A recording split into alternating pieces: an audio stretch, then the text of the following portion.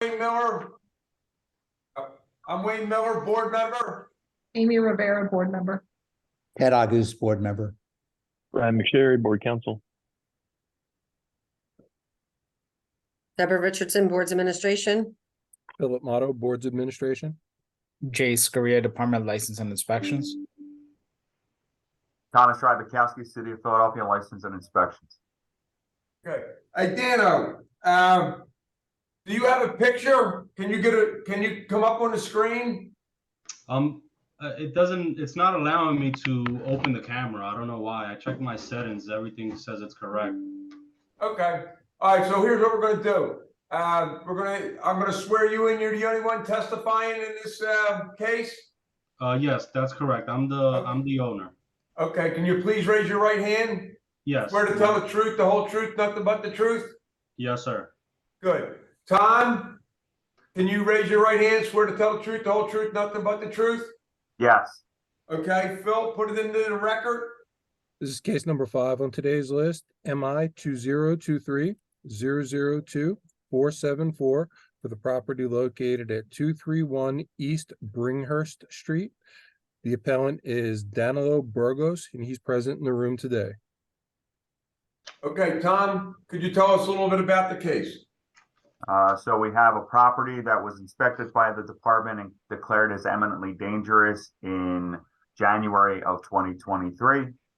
Notices of violation were sent out to the original owner, and then the department had information that a property cert was obtained for the sale of the property. We waited and received confirmation that a sale did go through. We updated our case record and sent the notice of violation to the new owner in February, and then we sent another notice in March. Till to that date, we have not received any kind of application for a repair or in the way of repairing this eminently dangerous structure.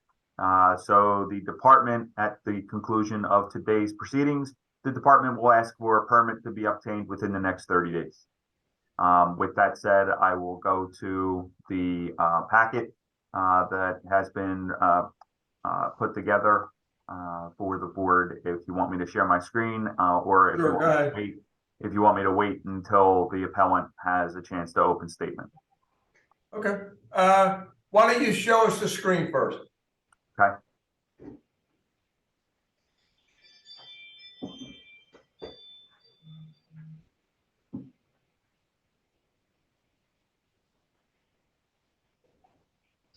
Everyone see my screen? Yes. Okay, so this is the appeal that was filed. The board should have a copy of the appeal, but the basis of the appeal was property was just purchased, received notice days after purchase. The property was deemed eminently dangerous in January. A property cert was pulled that would list that the property was declared as eminently dangerous. The department went ahead and sent the notice to the new owner as they became the owner of the property. Okay.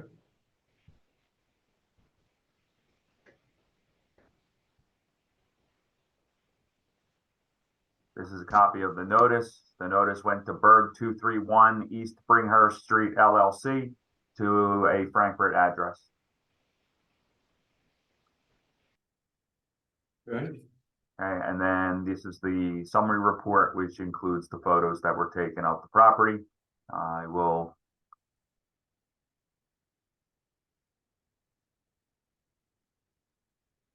So you can see that that's a copy of the posting that was posted to the property. Originally, the property appears that it was declared as unsafe, and then it continued to deteriorate to the point where the department did declare it as eminently dangerous.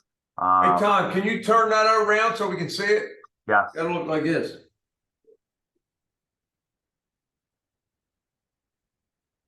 There you go. Good, Tom. Thanks. I will also increase the.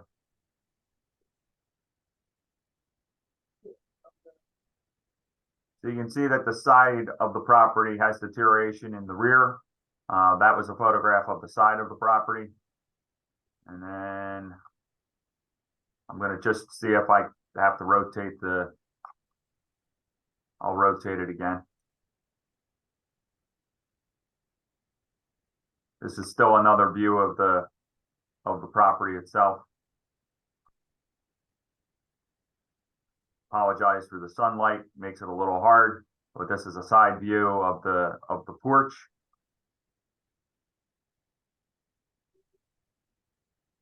Another exterior wall that shows signs of deterioration.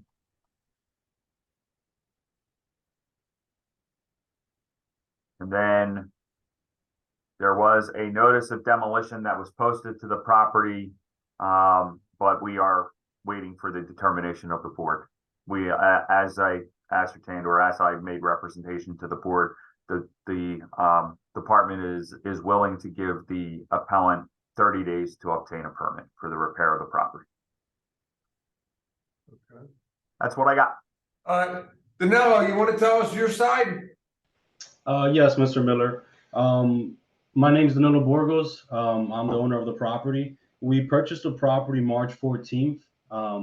I checked my mailbox every 15 days. When I noticed that I had the notice in my mailbox, I went and I filed the appeal to stop the fines. Our intentions with the property is we're going to build 15 units on it. The property we fenced it off. The pictures that were shown were previous pictures prior to us purchasing it, from my understanding. But the property is fenced off, and we did submit. We are submitting permits to demo the property and build the 15 units. We currently submitted the zoning, and then we're going to be submitting the building plans. How long will it be before you can demo it? So it's all dependent on the city and how fast they process the permits. We're ready to submit the building permit, but we're waiting for the zoning to approve our plans. Well, can you submit the demolition permit? Emailed the guy handling. What was that? Can you submit a demolition permit for the building? We're submitting the demolition with the building permits, everything at once. Well, if you have, and Tom, correct me if I'm wrong, if you have a violation, you need to correct the violation before you're going to get any building permit. So I think you're going to have to do a demolition permit first. Is that correct, Tom? Yeah, so My understanding is that they can submit everything at one the time. demolition is going to be part of. Breaking up. Danilo. Danilo, let Tom respond to the question first. Okay, It is my understanding that downstairs will allow you to, or plan review will allow you to apply for all of it together. The eminently dangerous designation makes it so that you have a expedited review process, and that the permit for the demolition would be reviewed within 5 days. Are you Yes, prepared if to? everything's ready to go, they should be able to apply everything together. right. And so, Tom, they wouldn't be issuing the building permit, but they would be issuing the demo permit first. Is that right? Correct, sir. Yes. Danilo, can you hear us? Yes, sir. Okay, are you prepared to go for everything? Once the zoning is approved, yes, we will be submitting the building. My architect is currently working on it, and he should have it ready within 30 days to be submitted. When's your ZBA hearing? I'm not going to ZBA. It's by right. Okay.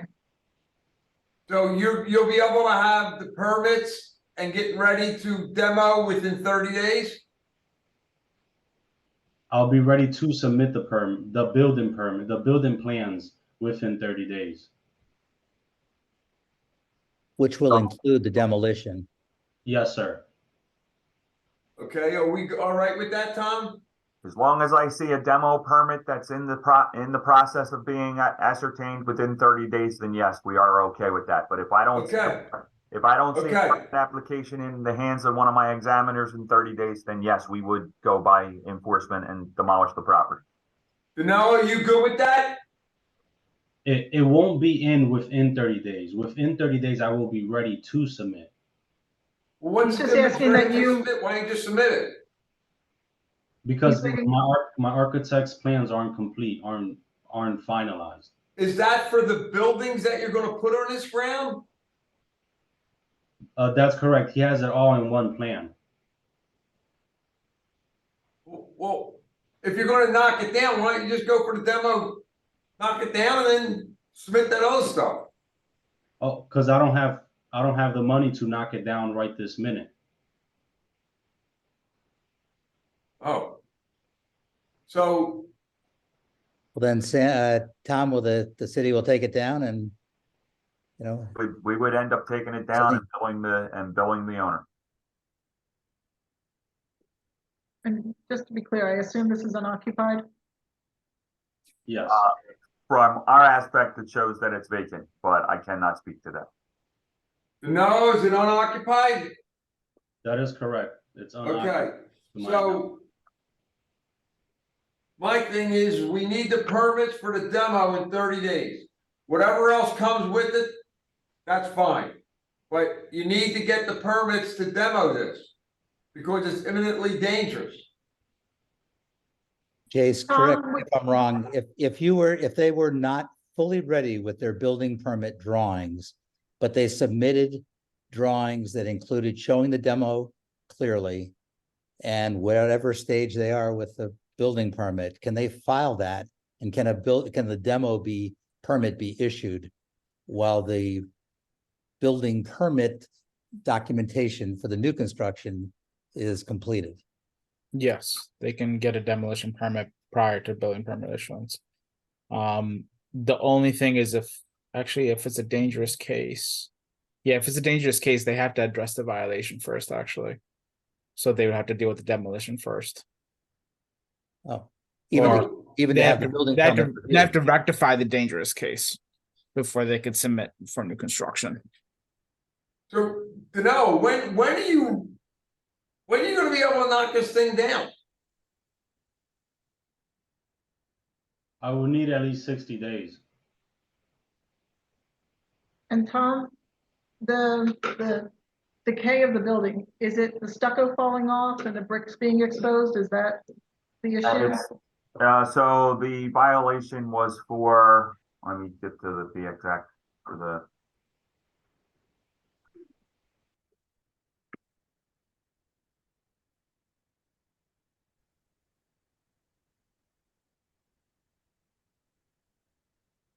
Saying something about rear collapse and roof collapse, but I didn't see anything. Roof collapse, in your real pictures. exterior wall structure damage, interior floor collapsing.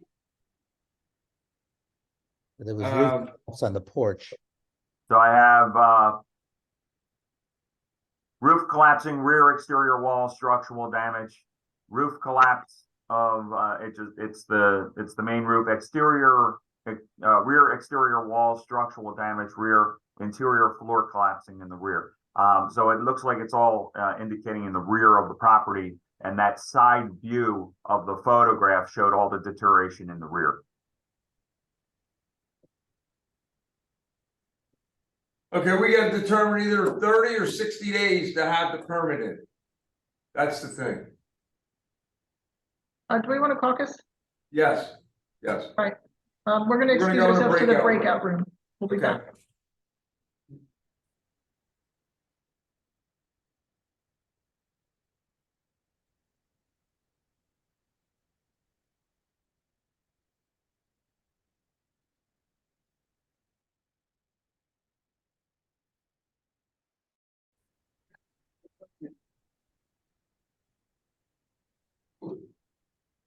Okay, here's our decision. We'll give you the 60 days. But you have to have the permit in 60 days. If you don't, there'll be no coming back. They're gonna knock it down. Tom, are you there? I got you, sir. Okay, and the thing is, the only reason we're letting this go is because this is roped off, and we want it to continue to be that way. Okay, and again, you must have the permit, not applied. You have to have it within 60 days, or if if you don't get the money in 60 days, it's coming down. And Okay, understand there we that go. once you get the permit, work has to start, I think, within 5 days, Tom, for an ID? Or 10 days? Work has to start within 10 days. Within 10 days. Yeah. And Tom, When you you're get the saying permit. that when they submit for the permit, it will be expedited within 5 days. So basically, if we're talking 60 days, it's 55 days from now. The permit needs to be applied for. Does that sound right? No, the permit needs to be had. No, permit No. needs to be issued in hand within 60 days. Right. That's my ascertaining of what the board's ruling. Right. I'm just Yes. saying, in order to ensure that, it needs to be submitted for within 55 days. Or better, or Or more. better. Or better Just than go that, back and because they're gonna come Absolutely. back, they may come back with additional information as far as the demolition is concerned, so, Right. yeah, but, it would be, the demolition portion, because of it being declared as eminently dangerous, that would get an automatic 5-day review. Danilo, you all right with that? Yes, I understand. I understand what Tom and what yourself and what your board is saying. I just have Okay. one question. In Sure. the scenario that I can't come up with the money in time and you guys knock down the building, is there a ballpark idea of how much I will be charged? To my understanding, goes to the lowest bidder and then the city throws on a certain percentage on top of it. So, Danilo, just so you know how it, and forgive me if I'm mispronouncing it correctly. So this is basically how a demolition that the city does. We have at least 3 of our contractors go out to the location. At that time, they will submit a bid to the department. That bid is unsealed the following morning, and we award the bid to the lowest bidder, whoever that bidder is. Whatever that number is, we award it to the lowest bidder. On top of that is a 21% administrative fee that the city, per statute, assesses any abatement work done by the city. That invoice, once you receive that invoice, you can appeal that to the tax review board.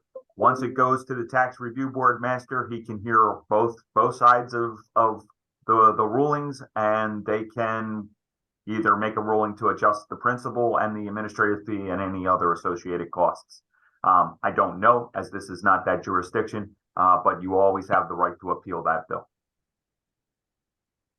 Okay, Tom, do you have do you know ballpark what that figure comes out to compared to other footprints? So if you have estimates in the way of demolitions, these are the same demolition contractors that are licensed in the city. They are just part of our master demolition program. So their competitive bids are pretty much what they're going to be bidding to the general public. So they're very competitive. I do not have a general price, as they could be elevated that day, or if they feel forgiving, they could be lower that day. I don't know. Understood. Okay, is everybody good with that? Yes. All right, Danilo, good luck, pal. Talk to you. Thank you, Alan. All right.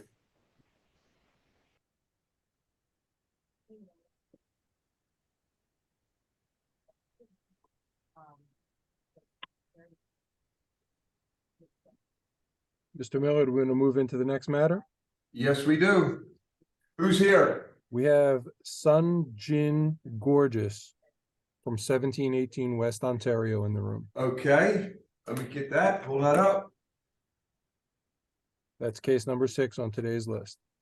Okie dokie, number.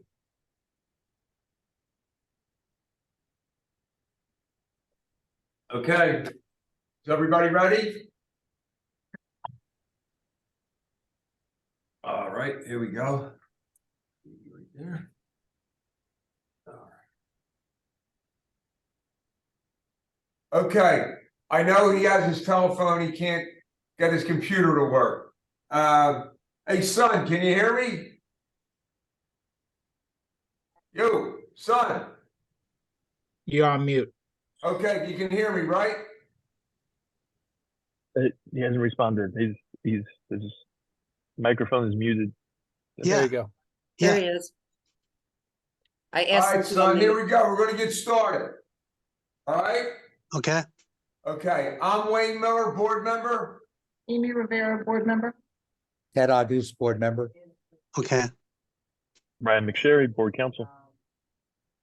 Deborah Richardson, Boards Administration. Philip Motto, Hi. Boards Administration. Jay Scoria, Department of License and Inspections. Okay, son, you're the only one here. You're gonna be testifying in the case. Please raise your right hand. Swear to tell the truth, the whole truth, nothing but the truth. Please respond. I do. Good. Okay. Tom Robakowski, please raise your right hand. Swear to tell the truth, the whole truth, nothing but the truth. Yes. Okay. Phil, place that into the record, Yes, please. sir. This is case number 6 on today's list, MI 2023-004-360 for the property located at 1718 West Ontario Street. Sun Jin Gorgeous is the appellant, and he's present in the room today. Okay. Tom, tell us a little bit about the project.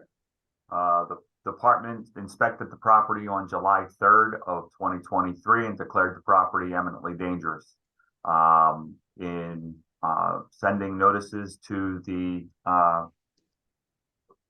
responsible party or the owner via emailing the responding inspector to the emergency call, and also myself sending an email to the appellant who's present at today's hearing.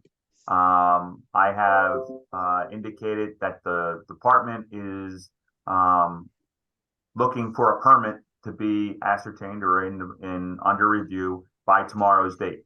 And that's what brings us to today's hearing in that an appeal has been filed. And by the conclusion of today's or me presenting the evidence packet, I'd be willing to wait an additional 10 days in that the department has photographic evidence by way of reinspection and also the appellant's own email that they continued to work on the property even after the property being posted as eminently dangerous. So the department would be looking for an engineering report and a make-safe permit to legalize the work that was done. And if not, then the department would be authorized to move forward with enforcement that would be including demolition of the property. With that said, I'll move on to the packet. Okay. Excuse me.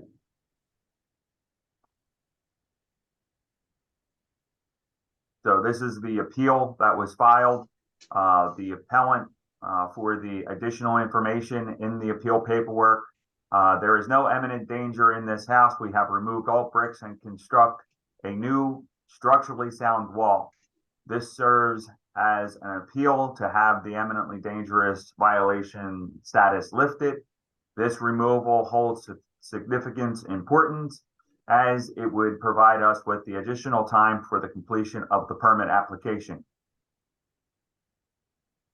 This is the notice that was sent to the address. The address was 780 Middle County Road, 561, Middle Island, New York. And it declares the property as eminently dangerous. There is in danger of collapse due to removal of first story portion of the side. Basically, it's the side wall, and it's the first, second floor wall on the north bearing side. In the interest of time, I'll go right to the photos. Okay. So this is a photograph. I'll spin it so you're not crooking your neck.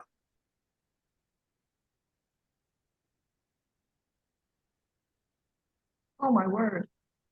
Well,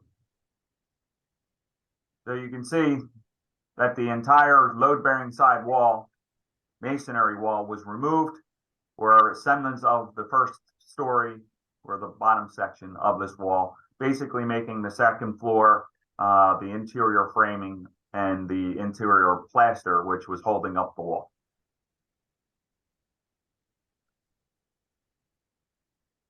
Now, by way, we were called out to the property by the building district. As the building district went by, saw that they were working without an approved permit, and then then my unit was called out to the property.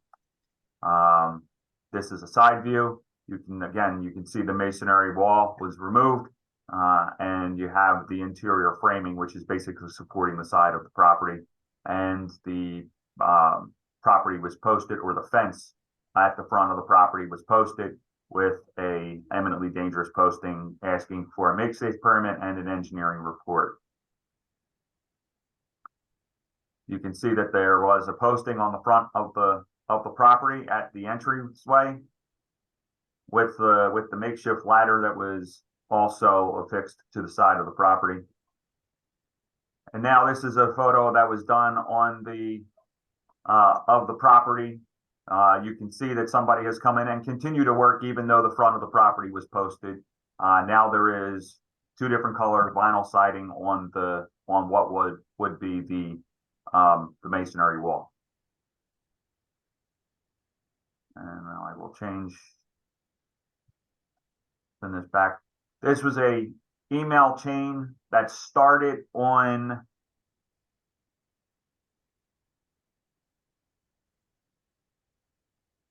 August 1st with the responding inspector, which would be Inspector Mahaffey, who was the emergency inspector. And I will go to that email and then work my way up so that way you guys can see that email chain.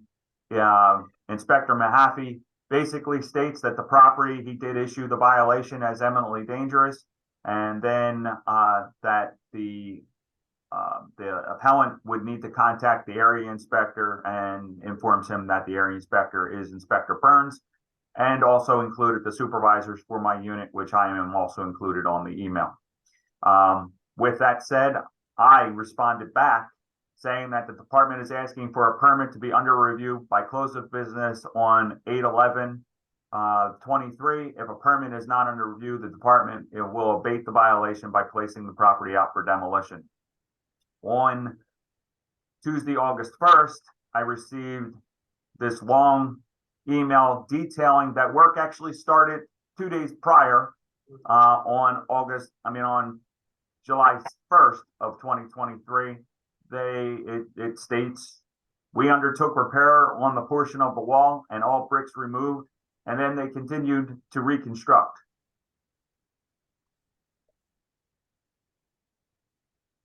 Well, how do you know if they reconstructed it was done properly?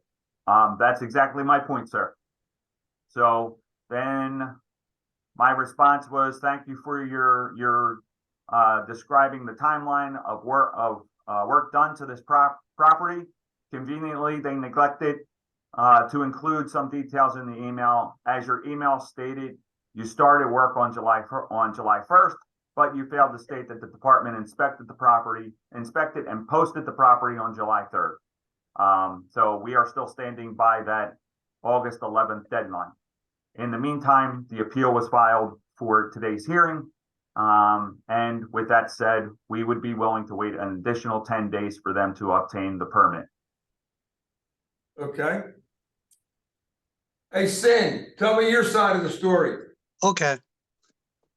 First of all, I want to ask, he gave me 10 days to get the permit.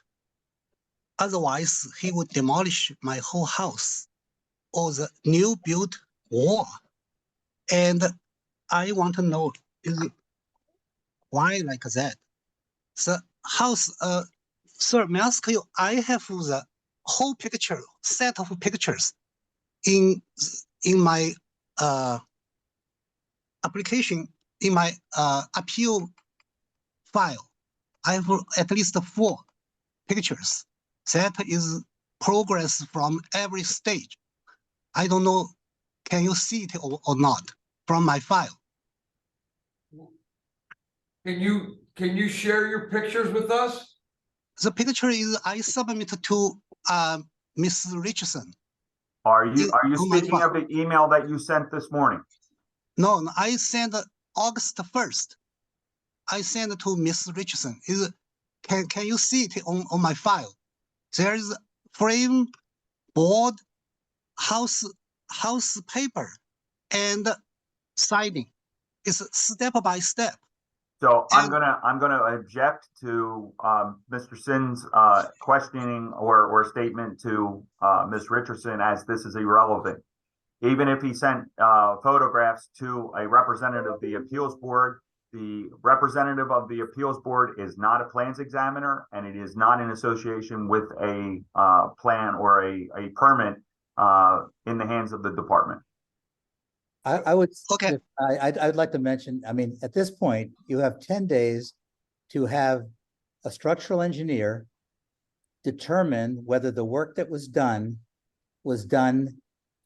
properly and is safe, whether they have to take things apart in order to determine that, whether they can use the photographs that you've documented, the step-by-step. However, you're going to have the structural engineer will make that determination. Once they've done that, you will be able to submit for a permit that will essentially be relying on that engineer's report that will be issued. And if an engineer determines that it wasn't done properly, then all bets are off. Were you aware that you needed to get a building permit in order to do the work that you undertook? No, I didn't. I tell you what happened was because the subcontractor told us this is not load bearing wall, because if it is, the whole house will fallen down because inside already support. So outside, I mean the exterior wall is no longer supported, no longer hold the weight. That's the contractor told me. This first thing. Another thing is the contractor said that small piece, only like 2 days, 3 days job, you don't need a permit. That's what he told me. I didn't know. Second thing, he said he posted the red. I just realized he posted a notice on July 3rd. I never see that because I was out of town for vacation for July 4th holiday. I left on let me see. I left on July 2nd. Then I came back. I never see anything about that. When I know that the buyer, I have a house buyer, he told me, he said, you have a violation. It's almost, in that time, we already finished everything. Hold on. I'm then sorry. I call. Wait. I'm sorry. I don't mean to No, cut you. let me finish. Okay. I just have Go ahead. a question at the end. Yeah. Okay. Go ahead, Sin, let's hear it. Yeah. Then when I know that I call the LNI, I said, who has the official violation notice? I never received from a mail. Then they checked. Hold on, Sin. Where was the violation sent to? Send it to my email. Tom, where does that get sent to? His home or last known address? What happens? So following Mr. Sin's or Mr. Gorgeous' email to Inspector Mahaffey, Inspector Mahaffey actually attached a copy of the violations and all the violations that were issued to his email. So as of August 1st, the appellant was in possession of the notice. Yeah. I received it August 1st. But Okay. the notice I'm sorry, excuse me, this is the court reporter. I really need to have one speaker at a time. Thank you. Okay. Okay, you received the email August 1st. August 1st. Okay, what did you do after that? After that, I filed appeal. No, after that, I sent an email to Mr. Tom. I said, so job already done. There's no imminent dangers at all. Hold it. The job's already done? Yeah. So who was the contractor that did the work? I have a subcontractor. Did you do the work?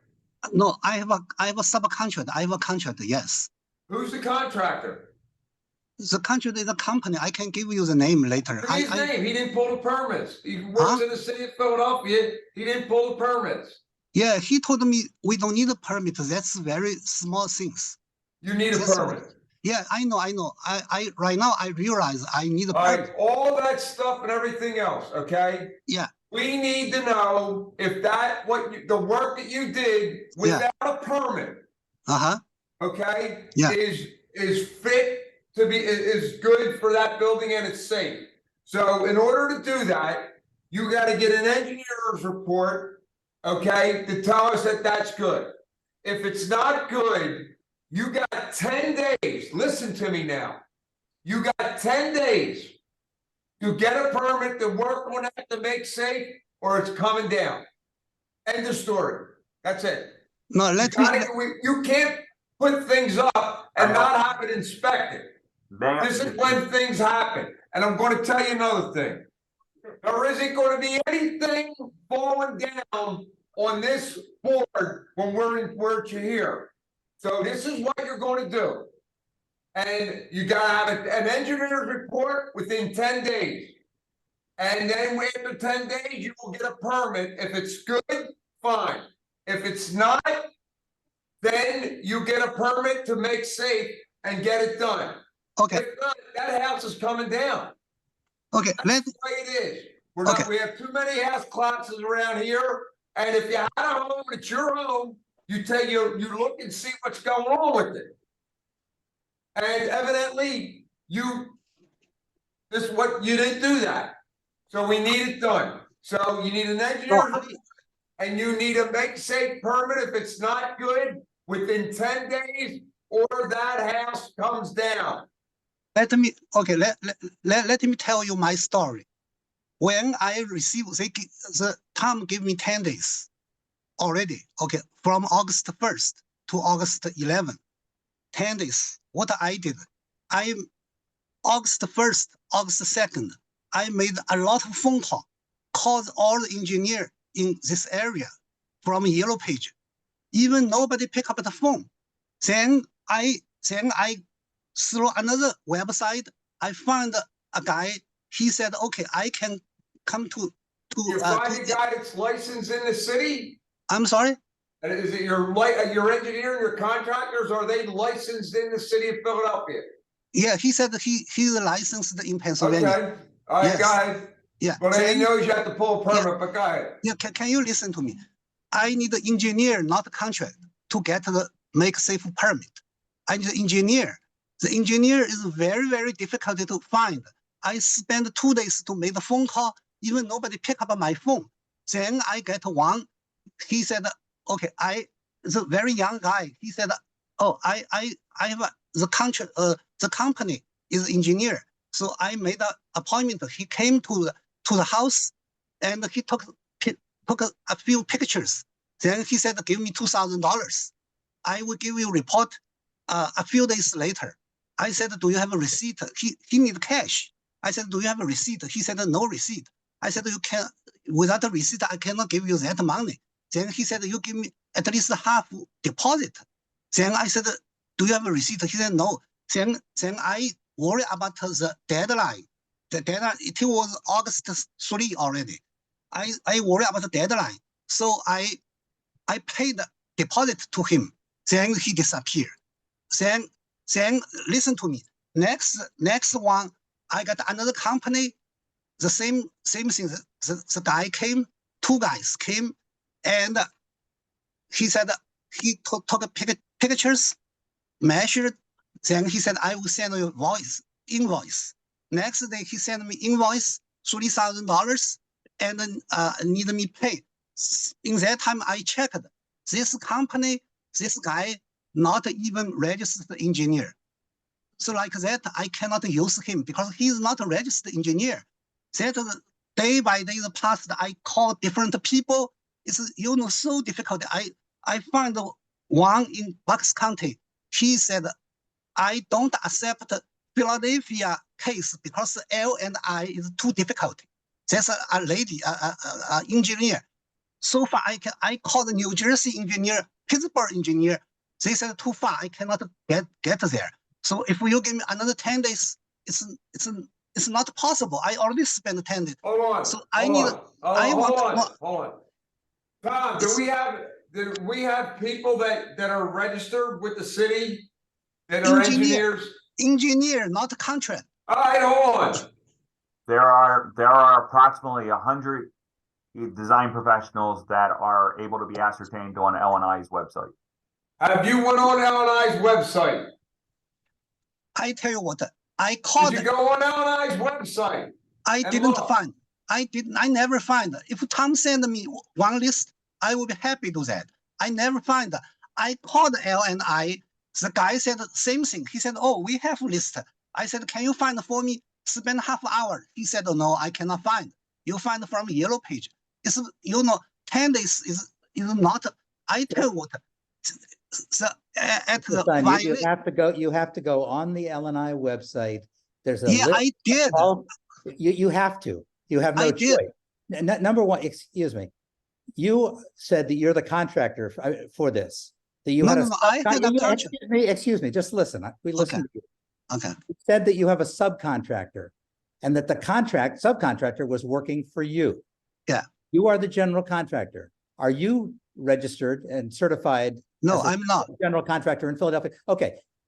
You should have known yourself, whether as an owner or as the contractor, that you needed to get a building permit to do this work.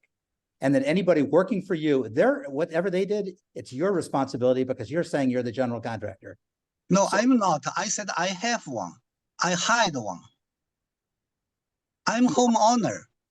I thought I can do it by myself. I read it said one family building, the homeowner can do the job. But I didn't know that. Hold it. We're going through semantics here. The thing is, we do not know if that house is safe. Okay, you got some engineer or somebody or you had a contractor do the work, and then you said you were looking for an engineer, you couldn't get one.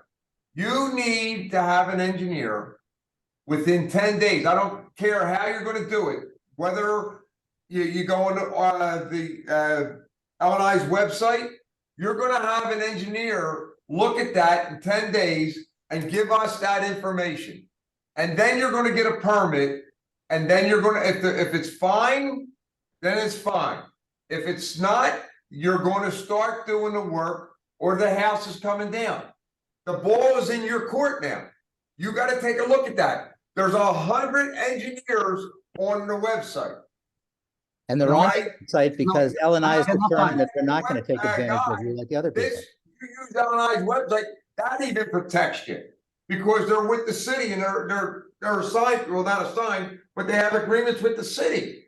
You're going to pick a guy up that you don't know who might be fleecing you. But go on the website, you got 10 days. Was there. I was in the LNI website. I could not find any engineer. Only contractor, no engineer. I didn't find. If Tom has one, send me the list, engineer. And you said 10 days, I need to get the engineer report, right?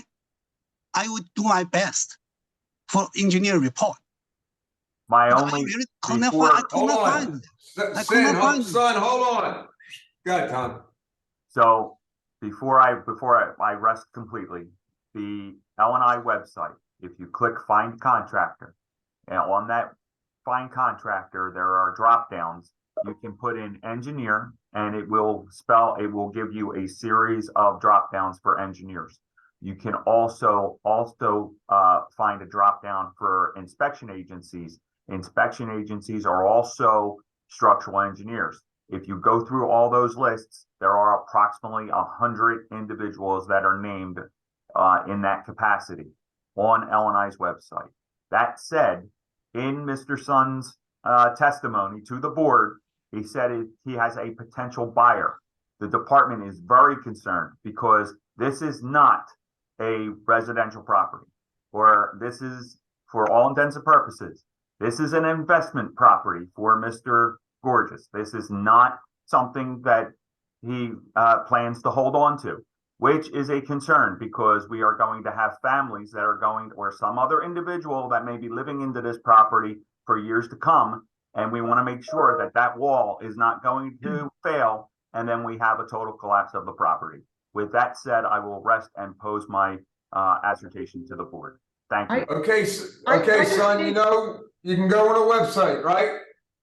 No, this is the first time I hear. No, I will. don't want to hear all that other stuff. Go on the website, select an engineer. We need to know the information in 10 days or the house is coming down. Okay, End of story, okay? I Okay, would so like you- to That's where we're understand, at. I would like to understand the current condition of that brick wall. Mr. Rybakowski showed a picture of the first story of a brick wall that was completely removed and the second story and above was dangling there. No, second floor already removed already. No more brick there. That brick was a party wall, because their house used to be a twin. The brick was a party wall that holds up the floor joist. What is holding up the floor joist now? Frame. You know, if the brick wall hold the weight, we remove the first floor, it's already fallen down. It's not the house is not held by the brick wall. The brick wall is a cosmetic wall. All right, then you need an engineer's report to say that. The brick already be removed, no brick there. All right, get an engineer's report within 10 days, and then we want to know it, okay? That's it. Engineer You report, have right? something that was put up, which was done without a permit. Now we want to know what it is. If that house is safe, you get an engineer report, you have 10 days. If not, that house is coming down. And that, I don't know what else to tell you. Go on the website. You know, you own property, you're an investment guy, you know the deal. I'm not All an right? investor. So I'm get not that an done. investor. I use it by I'm myself. telling you, that's it. You got 10 days. This is an imminently dangerous house. It's You have not. 10 days to prove to the city, the M&I, that structure that you worked on illegally is fine. And then if it's fine, it's fine. If it's not, you get a permit and start working right away, or the house is coming down. That's what's going to go happen. So, yeah, I would get on my horse today and get an engineer. I agree So, with, no, That's it. I think 10 days is not enough. What's that? 10 days is not enough. I even called, I made a lot of phone calls. I have experience. I made 10 days passed already. I even not get any engineer. I made a lot of phone calls. They even Oh, don't so pick you up went the on phone. the L&I website. Look, I'm not gonna argue with you. You got 10 days, get it done. Okay, that's All your right. decision, but I Good don't luck. agree. That's the Good best luck. we can do. I We've don't already, this is an additional 10 days beyond the 10 you already had. No, So it's only have 1 day. He gave me 10 days. I already spent. I try to find we're the giving engineer. you 10 I- more days from I- now. I This is not personally- enough. I personally just went to li.phila.gov, Will. find a licensed contractor, and it's all there in a drop down, like Mr. Rybakowski said. I will, but 10 days, I tell you what, it's not enough. We That's have all a that we're gonna concern give that you. damage has Huh? been done to this building. Huh? No engineer has looked at this building, and we're very, very concerned, obviously. No, LNI has deemed it imminently dangerous. yeah, We but need to right now is address- not dangerous. You see the last picture. We can't saw the trust last your picture. opinion of that. You're not an engineer and you're not a contractor. We need You need a a report. licensed engineer to have looked at Yes. this and said either it's okay or more work needs to be done. Son, you got 10 days, get it done, Yeah. okay? I 10 do days. my best, but I No, don't agree. no. It won't be the best because that's coming down. You Yeah. have 10 days, all right? Tom, where's Tommy at? Right here. Tom, 10 days, or that place comes down. We need to see a report. If we don't see the report, yes, we will put it out to bid in 10 days. Okay, good. Good luck, son. All right, that's it. That's it. All right. 14 to 20 North Broad. Yes, sir. Okay. This is, next item is case number 1 on the list, MI 2022-000727 for the property located at 5614 North Broad Street. The appellant is Charlie Cho, CHOE. Mr. Cho is not present in the room today. Good service was made to Mr. Cho. And he's no answer in the room, so Okay. So, it's our understanding that this has been complied with So, and, they're doing, construction right now. So again, it becomes a mute, situation, right, Brian? That's Okay. correct. All right, so that's where we're at with that one. Okay, so that's complied with. All right, let's go to the next one. Gordon Street. This is case number 2 on today's list, sir. MI 2022-001097 for the property located at 3028 Gordon Street. The appellant is Andrew Mosley, Mosley. Good service was made to Mr. Mosley. There is no response from him in the room today. Okay, so Tom, you know anything about this? With respect to the property at 3028 West Gordon Street, this violation has been marked complied following an inspection that took place in May of 2022, so this matter is moot. It's mute too, and it was complied. Okay, good. All right, let's move on to the next one, which would be Chadwick Street.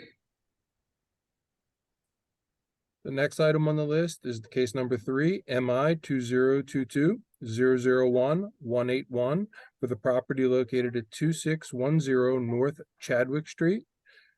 The appellant was Jeffrey Malone. There's no answer from Mr. Malone. Good service was made. Okay, Tom, could you give us a little rundown on this one?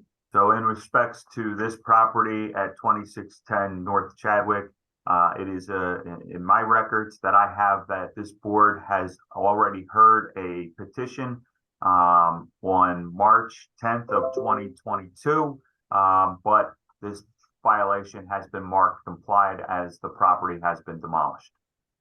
Okay, I would say that would be complied. Okay, everybody good with that? All right, let's go to the next one. The next item is case number 4, MI 2022-001225 for the property located at 420 through 434 South 2nd Street. Michael Untermeyer is the appellant, Untermeyer. No answer from Mr. Untermeyer in the room, and good service was made. Okay, Tom, you have any information on this building? On this property, the property was had a unsafe case issued against the property at 420 South 2nd Street. There is a issued make safe permit for this property. That permit remains open, so there is no action by this board. Okay, so there's no action that this board has to take at this time, okay? Everything's in the record, so we're down now to number 7. Is anybody here from, how many people are here from South 7th Street?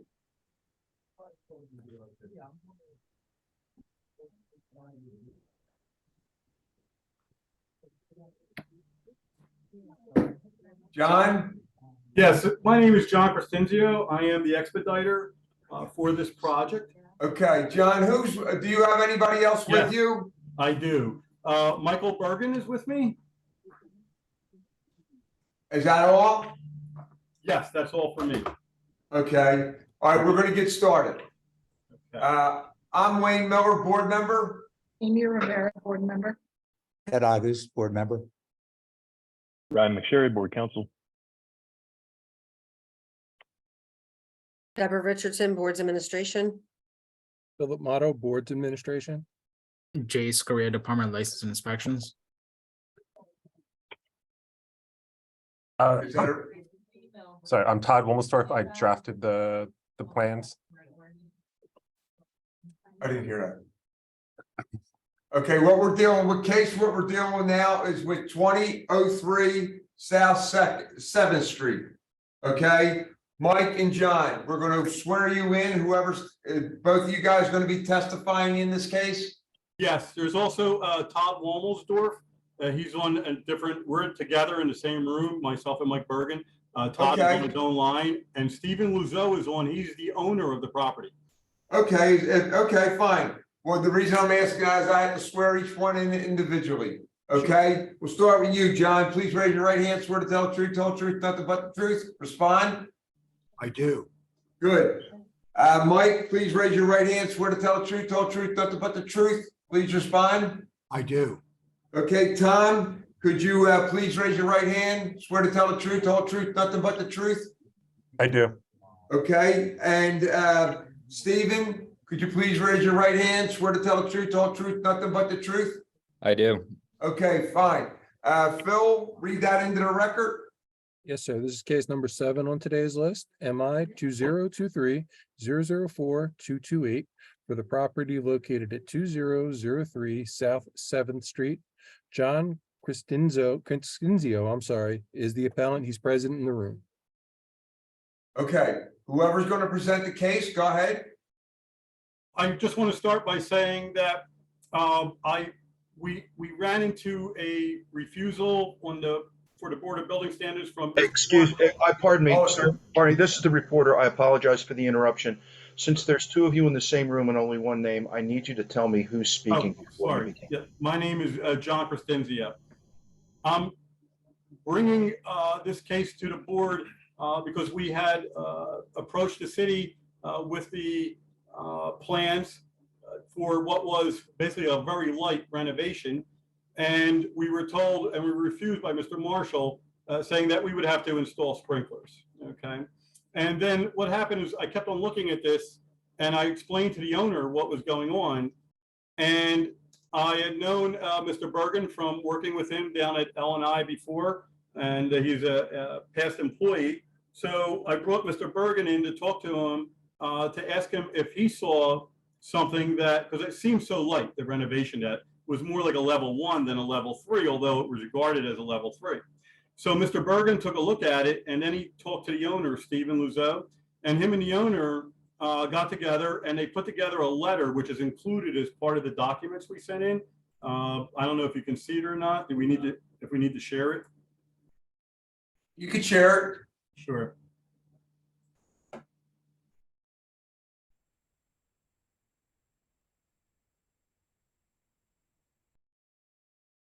Now, can you see that letter? Yes, yes. Okay. So this kind of explains what happened and how we got to where we are now with a property that had hardly any renovation to it. Yet there, you know, and I understand the use condition here, but this is something that was basically an existing condition. My understanding is that, and Mr. Luzeau can testify to this, is that what happened was that the builder came in and decided, well, we should do it as a, in order to keep on moving forward, we should do this as a commercial property. And so that's how they set it up to get work back in 2020, I believe this was.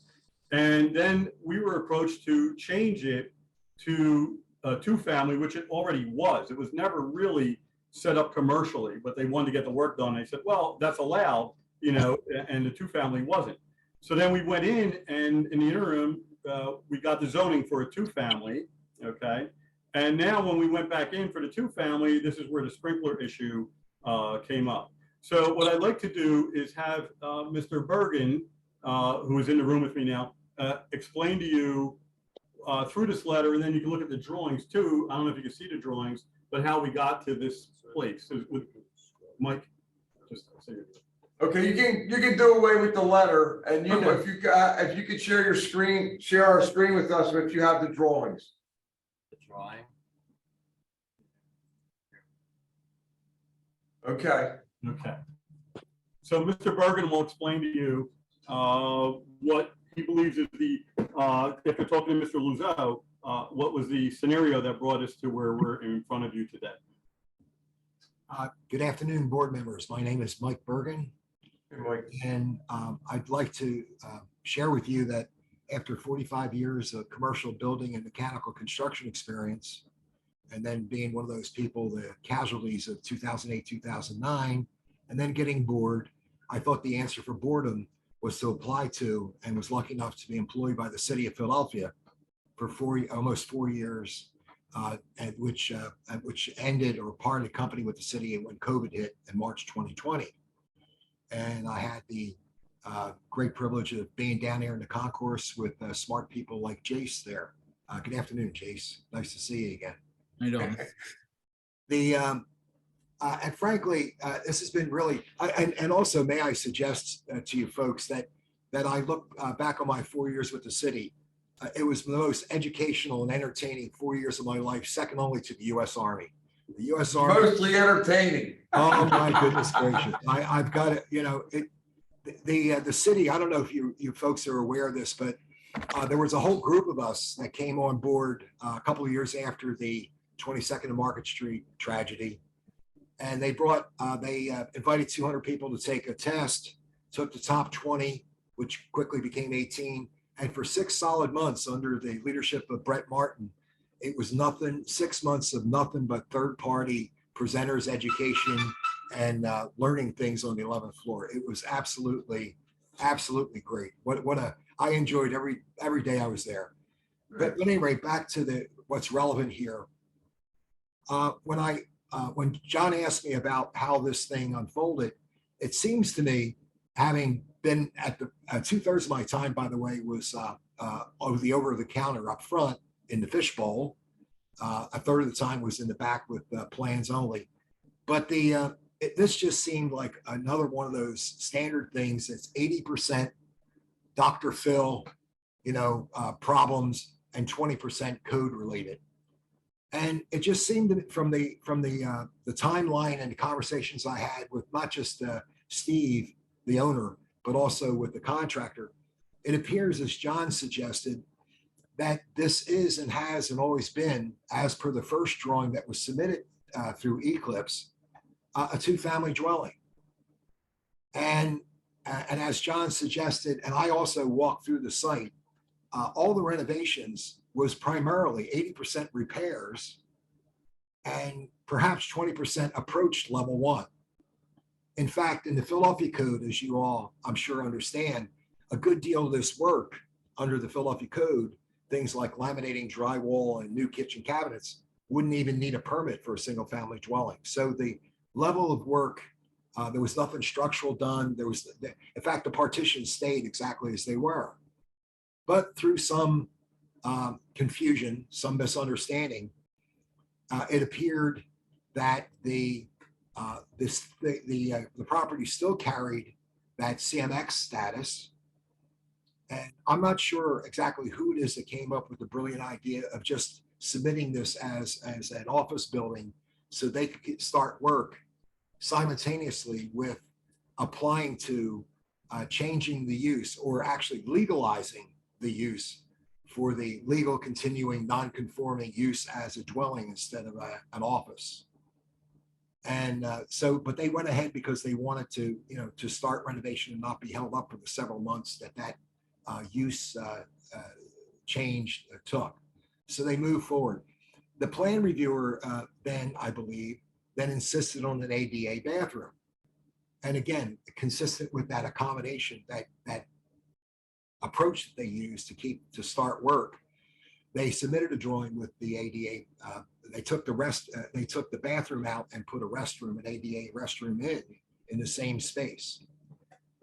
Okay, so then they went again simultaneously as some of this renovation. And by the way, the work was basically replace a couple of the windows, replace existing doors, trim finishes, and just completely renovation, repair, cosmetic type stuff.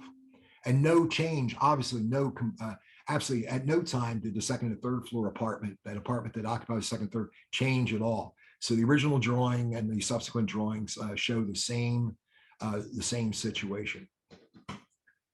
So it also appears, and I'm not sure, Jace perhaps can shed some light on this. Somehow the plan reviewer with the accommodation, we'll call it the accommodation plan, with calling it commercial instead of the residential that it was, listed that the permit as level 3. I'm not sure how that happened, but they listed it as level 3.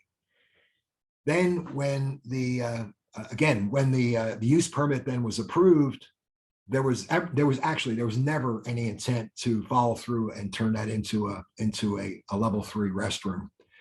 They just reverted back to the same situation, resubmitted a drawing showing the first floor the way it was, the as-built first floor as it was, and was looking for a CO. Then somehow, perhaps with the use change, that may have been the trigger that said, oh my goodness, now we need retroactive sprinkler system. So the first part, as you can see, was strictly this attempt to not have to be held up for several months while this legalization process was moving forward, but just to start work immediately. That's the reason it was done that way. So the so with that on the code side, again, I'm not sure what the trigger was, the level 3, which I don't believe was appropriate, or the use change. I'd like to bring to your attention the fact that, you know, in the IBC, which this would cover, you know, our tables that go for the type of construction, of course, is type 3 construction. The amount of square footage for a commercial kind of building, of course, is thousands of square feet and no sprinkler required. There's also a note in there that suggests that doesn't include new residential construction, but that non-sprinklered area, when it went to residential, it makes it clear that under the existing building code, that the non-sprinklered square footage allowances are for under the existing building code. So I think there's where the hang up happened, that it really wasn't that use that, again, the legalization of that continuing non-conforming use was perhaps the trigger, but under the code, it's really questionable that the intent of the code was to sprinkler a small building like that. And then when you add that, I understand maybe I'm not sure, I was told by John that sometimes one of your board members is a sprinkler person, but I mean, the idea that a 13D system, you know, for a two-family dwelling, and in this case, would it be 13R plus 13? I mean, to put a full 13 system into a small building like that is using a 20-pound sledgehammer when a 16-ounce finish hammer will do. So that's completely out of scale with the size of the building or the intent of the code. Also perhaps your board members will agree with my sort of fundamental understanding of the situation about why the new residential requires mandatory sprinklers is, of course, because in the last number of years, we don't have sawn lumber anymore. We've got I-joists with a piece of 3/8-inch OSB for a web. And everybody from the fire marshals to the firefighters to building code officials all know that the amount of time it takes to char a piece of sawn lumber versus how long it would take to just destroy an I-joist, that was the reason why the code committees insisted on 13D systems, for instance, or 13R systems in new residential construction.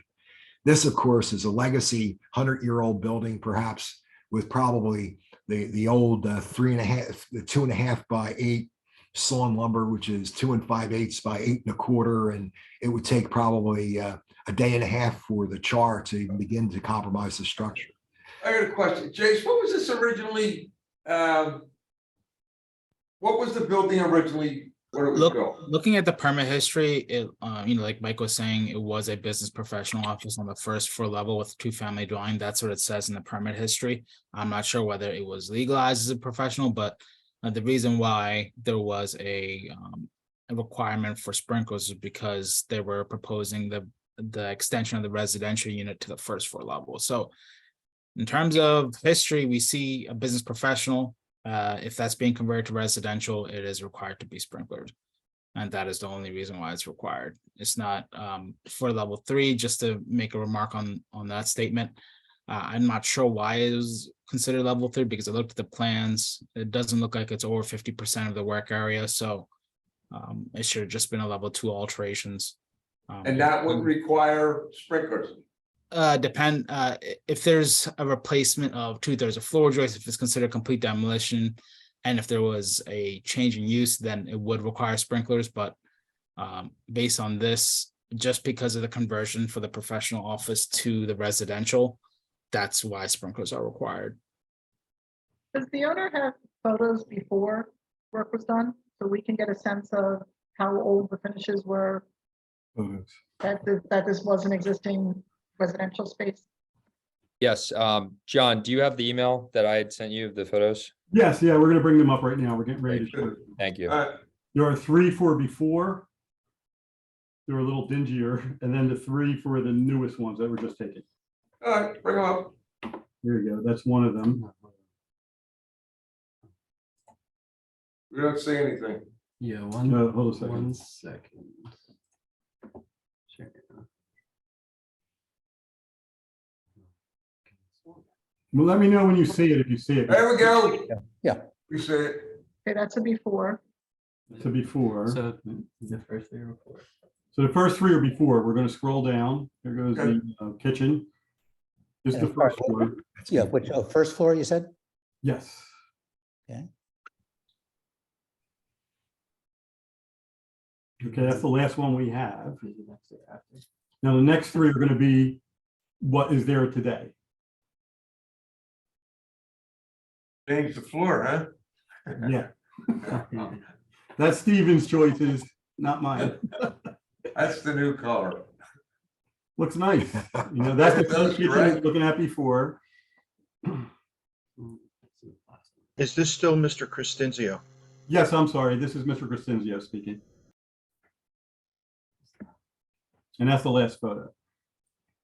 That's the areas where the work was done. And Mr. Bergen would like to speak right now. Board members, as you can see, it's all about finishes. And the code is actually somewhat silent about things like kitchen cabinets. So this just reinforces the whole idea that this was just a cosmetic renovation, not even an alteration. There's been no, and that whole use. I heard some other anecdotal stories about perhaps before Steve, or actually before the person that sold to Steve was there, that some tenant moved in and wasn't doing that well, had a little informal office thing going, and then basically turned the space into a live work kind of an arrangement where they were living there and operating a small. So how that all evolved, I have no idea. The abutting properties, by the way, within just a few doors of here, this never looked like a storefront. Didn't look like it was on Kensington Avenue or one of the areas where there was a real storefront. It always had basically a residential duplex sort of look to it. And there are several more units that abut this property that are 2 and 3 family dwellings. So I'd like to submit that the idea of having to retroactively, now that all these renovations are done, put in a sprinkler system, given the square footage and given the kind of a guidance that non-sprinkler type 3 construction area has, I hope that the board will view that as that a sprinkler system is not required, and that actually matches the intent of the code. Also, Jace will tell you too that we down there in the concourse in the fishbowl, we did have some guidance about these sort of things. There's a code bulletin, of course, it's not available to the general public, that Mike Fink wrote back in 2013 that addressed the problem of the city in not really having good current information about how these buildings were being used. That it may very well have changed, to that single family dwelling, 10 years ago, 15 years ago, and nobody really knew it. It was just buried in the archives sort of thing. And in this case, it came back to haunt the new owner. So I think it's A 1301 or 1302, Jace. I don't know if you've got, I don't even know if you have the S drive anymore. I guess I'm showing the fact that things have changed pretty substantially in the last several years, eh? But that narrative that Mike Fink used in that code bulletin that gave us some guidance, I think speaks to this kind of situation. So I hope that you'll consider that sort of approach, that intent versus the letter of the law thing. That code bulletin's used if there's no history found, but in our previous history on our records, it says that it was a professional office. You even stated that this was used as a professional office prior to the change to a dwelling unit, correct? Well, again, Correct. it sounds, although they did that, again, my intuition, or from talking to these people, they only did that to accommodate the records of the city so that they could move forward and not be delayed with their ability to fix the building up. So again, Steve, it wasn't Steve. So if they're aligning with the building records, that means it's always a business professional office. Right. No, it was, I think it's clearly, I think everybody's learned a lesson in this, not to try to accommodate things, even though there's inherent delays and things involved. That was, there's no doubt that people understand, with all the extra effort it's taken and all the extra confusion and misunderstanding, that it would have been better to, wait and do it. And again, legalize the continuing non-conforming use. God, I must have written that when I was down there about 150 times. But unfortunately, that's not the way it was done. Gentlemen, this is John Crescenzio speaking again. I just wanted to let everyone know, I haven't mentioned it. The drawing that you're seeing in front of you is the latest rendition. Mr. Womelsdorf, who's here, will tell you that even I got a little confused as to what was when and what was where. So this drawing that you're seeing has not been submitted to Mr. Marshall because I asked Mr. Womelsdorf to produce this to show what is exactly existing today as we talk. Because the other drawings that John, we don't see a drawing. We see a picture of. We see the picture, we don't see the drawing. Johnny, my apologies. Yeah, While, hold a second. while he's changing that, may I suggest that the designer actually, in a way to make sure there's some additional level of conformance to today's rules, actually made it clear that they wanted to laminate some additional 5/8 fire code drywall onto the stairwell that takes care of, that serves, that separate entrance that serves the apartment that occupies the second and third floors. So the second and third floors have been absolutely no change to the second and third floors, except again, that cosmetic kind of thing. I understand too, that the one of the site inspectors strongly suggested that they follow through and laminate an additional layer of 5/8 fire code for the rated assembly between the first floor unit and and up above, which they then complied with. So by today's standards, I submit that this building is in a lot better shape than is traditionally found. And of course, the last one, the basement isn't a basement; it's really a cellar by the code. Of course, we don't have that in the code definition, but we have that in the zoning definition. Cellar being basically, not appropriate for occupancy, just for storage or for mechanical systems, so to speak. So so the risk, if this was an NFPA risk assessment, this is an incredibly safe situation. There's nothing unsafe about this, and very much consistent with its the abutting properties and the adjacent properties on the same block. This question doesn't really pertain to, the safety or not, but just so I'm clear, on the second floor plan, it appears that there's the front bedroom.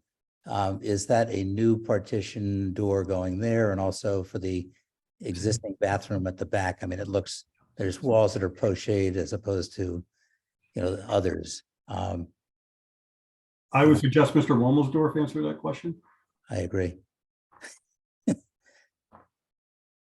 Yeah, that was added. I was asked to add that. Okay, so the comment that there was no changes to the second and third floor is not strictly correct. Am I right? Correct. There were some minor changes to the layout at the second floor level.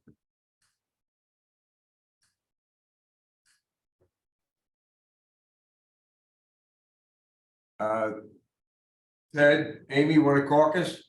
Yeah, well, I Go mean, ahead, Ted. yeah, John Dimes, any comment before we do? No, I had some connective problems. I got on a little late, so I apologize. No worries. This mainly a change of occupancy issue, or is it a renovation issue? And I'm sorry, I don't mean to backtrack. What's of triggering the sprinkler? Is it level 3 renovation, or is it change of use? Change of use. It was a business professional office on the first floor level. And then They changed one R3 or R3, R2? They're extending the R3 occupancy down to the first floor level. Okay, yeah, so you guys don't have to backtrack. Why don't you guys caucus and I'll try to read through the case on my own. Okay. All All right. right.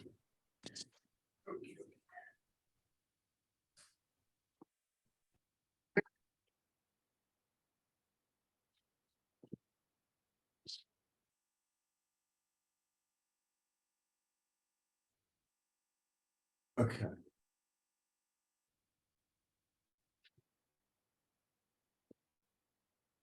Okay. With our discussion, we figured that it's a little bit safer what you're doing now, going to an R3. Instead of having 3 units there, you have the 2 units, and we're going to grant the variance. Oh, yes.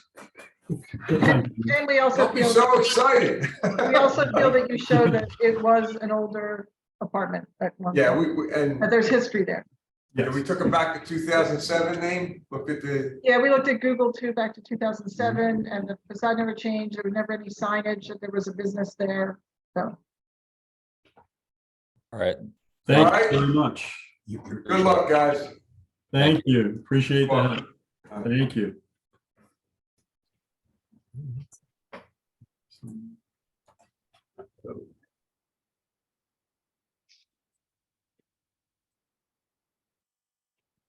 Hey, Wayne. Yeah.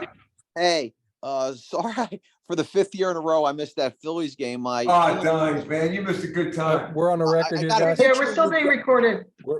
Take us off the record. Are we off the record? Yes, We're sir. off the recording? No, it's, Yes, I think everybody's here. Phil confirmed. Okay, see here. Vince is here. Is Vince here? Okay. Present. Vince, are you the only one or is anybody else? Mr. Mark Liuzzi, the building owner. Okay, Mark is your first name? Mark, M-E-R-K. Okay, Mark, good. And now Jody, just you 2 guys, right?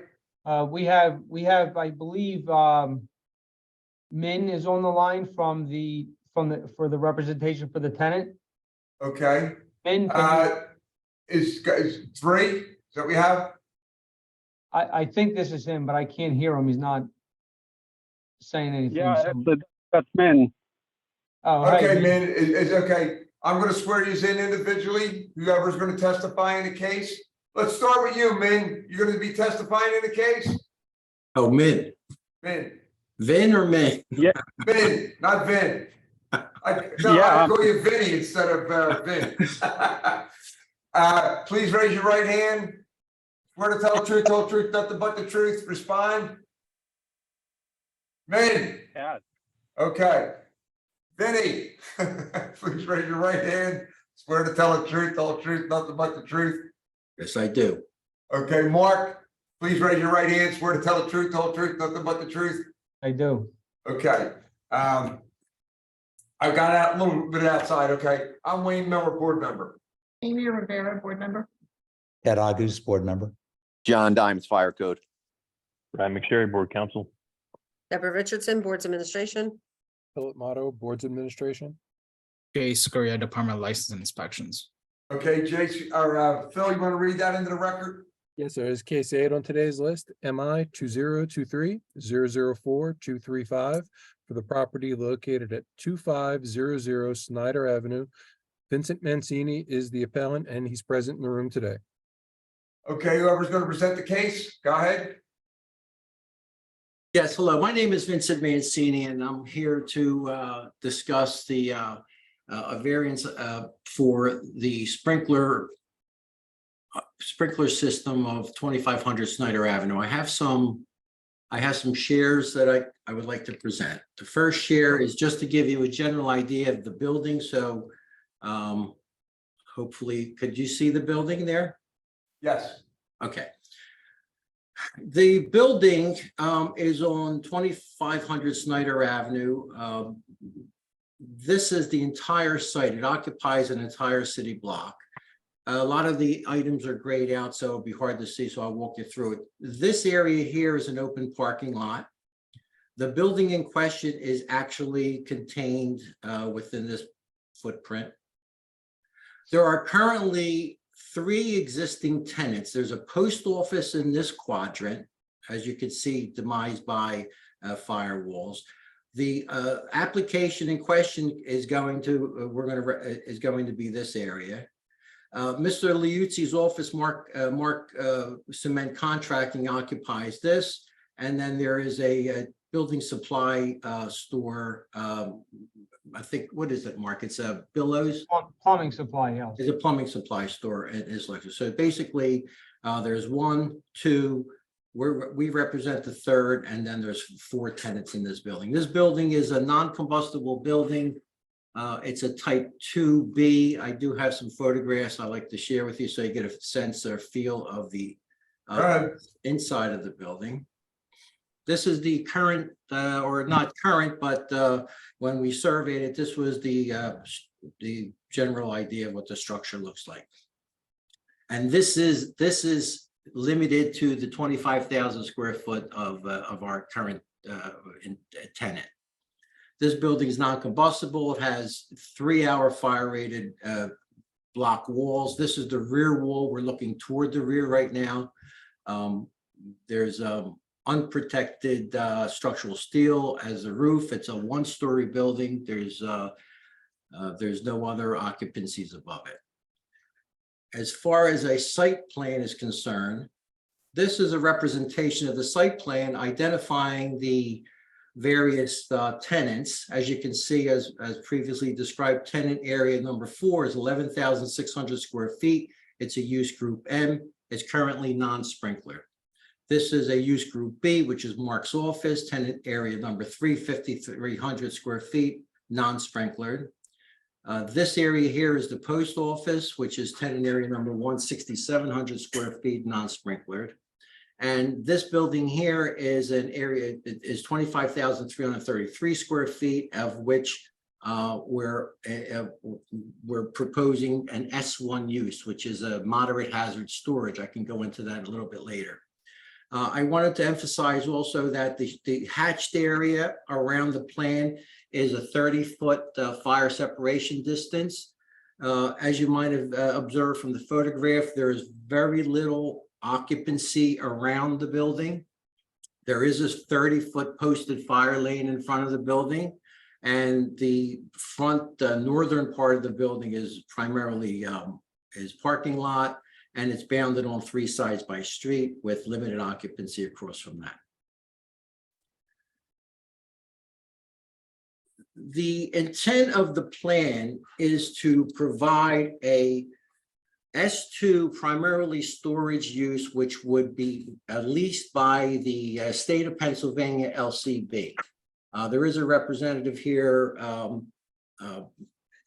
from that entity, and primarily the intent of the storage is for wholesale distribution of beverages and everything that the LCB provides to the local state stores. Now, the area that's shown basically in white with the green perimeter, the green represents fire distances, travel distance, and so forth. But all these areas here will be filled by racks with shelves. The maximum height of the storage would be 6 feet. The maximum height of the highest rack would be plus or minus 6 feet, and the storage would not exceed, even though the ceiling is approximately 15 foot high. So this is the packing area. This would be storage. There's floor pallet storage. The entrance there are a few entrances here. This is the main entrance here. There are 2 overhead doors in the front. I have a photograph of the front, and I'm sorry I didn't show it to you, but I would like you to see the way the front looks. Exit door here, and this area here is really the transaction area, which is an accessory to the S1 use. It's less than 10% of the area, and it's still separated by a 1-hour fire separation, but effectively it transacts with any consumer that may come in. It would be a retail consumer and or a store owner consumer. It would not be open to the public. That comes in, provides the transaction, and and then they subsequently assemble all the the boxes of wines and beers and alcohol that are necessary, that are being purchased. The occupant load here, the maximum employee count is 25. There's a probability that there's probably going to be less than 10 consumers or customers here at any given time, which would leave the total maximum occupancy for somewhere around 30 to 35. The reason that we're requesting an exemption from the sprinkler is for the following. The first item I'd like to just certify or clarify or bring part of record is that this is the actual building permit that we received, because we received the building permit to start the actual construction because the tenant has a deadline. So we did put in a set of documents that furnish the sprinklers, knowing all the time that we would try to exempt that with the Board of Building Standards and or the exemption that exists in the existing building code. And so when we first put it in, we received that at the L&I level, they basically wanted to yield to the Board of Building Standards to see if the exception that we're requesting is actually appropriate and can be used in our particular thing. And this is the actual building permit that we received. But I brought this up to confirm that this is a level 2 interior alteration memorialized in this permit. So it is a level 2. And the reason I brought that up is because specifically in the international existing building code, in this section 803, it says the requirements of this section shall be limited to work areas in which level 2 alterations are being performed. So this particular chapter is specific to a level 2 alteration. And more specifically here, that it says that in use groups A, B, E, F1, H, I, M, I don't have to recite them all, but we're in S1, so this is an S1 use, that the work area is required to be provided with an automatic sprinkler system in accordance with the International Building Code. And the International Building Code says any building of an S1 use over 12,000 square feet is a sprinkler requirement. However, sorry, Mr. Mancini. Pardon me? Oh, sorry, that's 2018, right? 2018. Okay, go ahead. Okay. We're okay, right, Chase? Okay. Yeah, go ahead.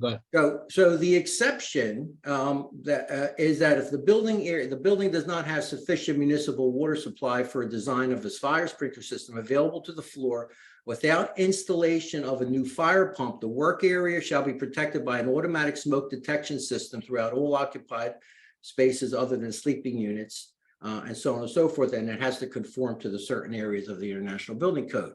So we have solicited a sprinkler contractor who provided a few documents that certify that the existing water pressure that exists outside in the street is not sufficient to feed this building without the use of a water pump, and hence the exception. We feel that the exception applies to our request. What's the pressure of the water in the street there?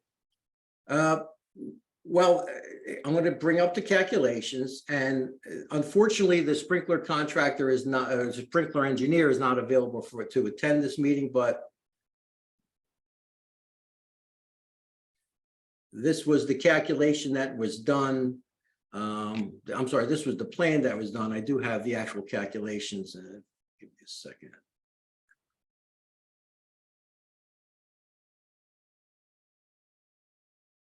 So was it the contractor or the sprinkler engineer? We have both. We have a certified letter from a sprinkler engineer, and we have the this is actually the hydraulic calculations signed by Mr. Meisel. Unfortunately, we were not able to get him for this meeting because of vacation. But fundamentally, the data on the second sheet shows that depending on what static adjustments that are made. The maximum that's available is 1,125 gallons per minute. On this side, we actually see the demand. The demand in the building itself is 794. However, the fire department for the hose adjusts that by another 500 gallons per minute. And those two combined is in the neighborhood of 1,290 something, and it exceeds the available. That's, I am assuming, because I am not the engineer, that if this can even be reached, the mid-range is 750. So it seems to me that that's why we submitted this document to the plan examiner to. Hey, Vince, is that the size of the pump? What size pump would you need in here? Did they sell you? 6-inch. Oh, 6-inch feed coming in, but 6-inch with a 6-inch, yes, 6-inch. yeah, but they didn't tell you the size of the pump. I have, in terms of gallons per minute, Yeah. I'm not sure if I can extract that information from here. I'm a little. If you scroll down to those calcs, I could tell you.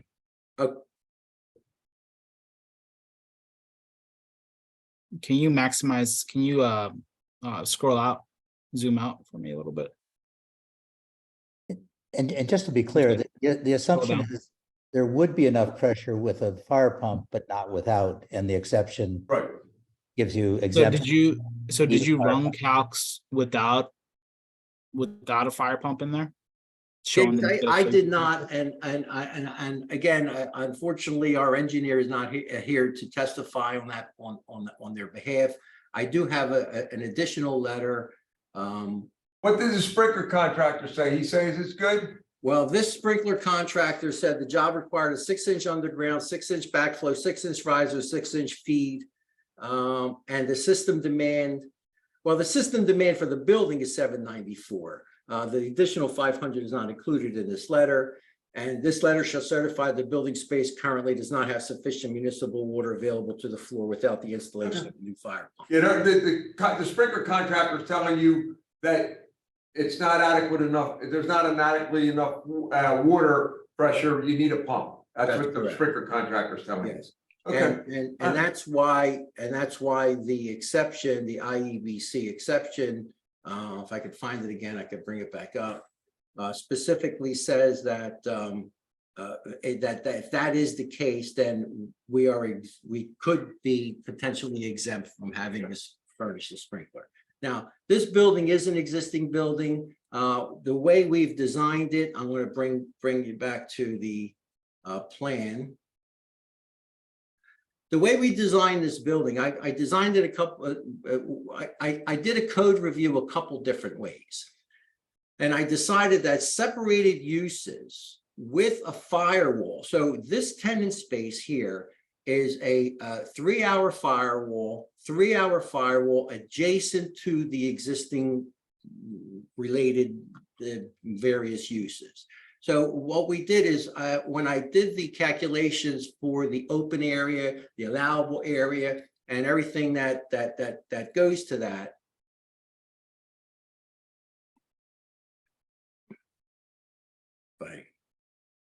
I'm gonna, sorry for this, but I'm gonna try to squeeze in.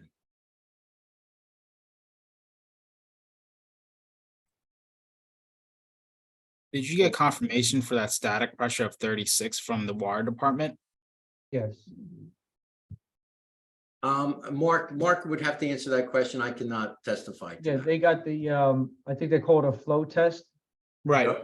Yeah, that's what those numbers are from the flow test. Okay. Oh, Oneida did that flow test? They have the, whatever they pulled the flow test, and that's what the report is based on. The flow test. Right. They're not gonna lie to you. I know So- that. So initially, the contractor just on a whim said, hey, I think you need a fire pump, which had us, hire the engineer, and then it was confirmed by the engineer, and that's where the calculations all came from. Quick question, this is Lieutenant Dimes. When you did the calculations to determine whether or not you had adequate water supply, was it to the entire building or just the S1 portion? Just the Just the S1 S1. portion. Okay. Yeah, well, even by code, even if we were required to sprinkler it, I think the existing building code allows us just to sprinkler the area that we're actually renovating. Correct, yep. Okay, so this is the building code review, and if I could pick up maybe somewhere here. This is an open perimeter calculation. So what I did was I did an open perimeter calculation for the S1 as an isolated use by itself as a separate building, which the code allows me to do as long as I put firewalls on the adjacent side. So I came out with a modification factor of 0.38 and so on and so forth. And I was able to come up with an allowable area of 24,150 square feet of allowable non-separated building. Without sprinklers, by the way. These calculations are without sprinklers. Obviously, if I had a sprinkler component in here, I would increase that by at least twice. But the area that I'm actually renovating is 25,338. So you see, there's really not a very big difference. And that's the gross area. It includes everything, the administrative offices, everything. I could have separated which I did separate the administrative office, but for all intents and purposes, it was an accessory, and I'm taking the whole use. So the reason I wanted to bring this up is to show you that there's a minor difference in the amount of allowable square footage without a sprinkler and the amount of actual square footage that is appropriate for this renovation. So I wanted to disclose that to you, that we're kind of almost there, but we're not there. Here, a sprinkler system certainly could increase our allowable 24 by at least 2. That will be allowable 48,000 square feet. And I believe I did another calculation with the building as a whole. I did the open area perimeter of the building as a whole. That also fell a little short. I just wanted to bring that to everyone's attention so that all things can be considered. Based on the refusal, if you had fire areas that were less than 12,000 square feet, would that get rid of the sprinkler system? I could separate the fire area less than 12,000 square feet. Yes, I can do that. However, it's not an optimal situation for the. I understand that. I just wanted to know if that was even an option. That is an option, yes. And it would take away the sprinkler requirement. Well, Jason, correct me if I'm wrong, but if I do it properly, I don't know if it would be considered a separate fire area. I'd have to do perhaps a fire wall as opposed to a fire barrier. Right. The other thing is, you said that earlier, you said it was an S2 occupancy, but based on the plans. That's an S1. I meant to say S1. No, you did say Okay. S2 at one point. I apologize. It's an S1 So occupancy. for the S1 non-sprinklered, you're only limited to 17,500 square feet for that area. Yeah, I exceed. So I'm not sure if I understand your statement. So you're limited to 17,500, but you have 25,000, right, for that tenant space? That's correct. Yes, but what the calculation that I showed you was basically my allowable area, had nothing to do with what the minimum amount of area, maximum amount of area is for a sprinkler. I wanted to show that without a sprinkler, I could not make I'm about less than 1,000 square foot short of an allowable non-separated use, I guess, is what I'm trying to say. I forgot what I was going to say.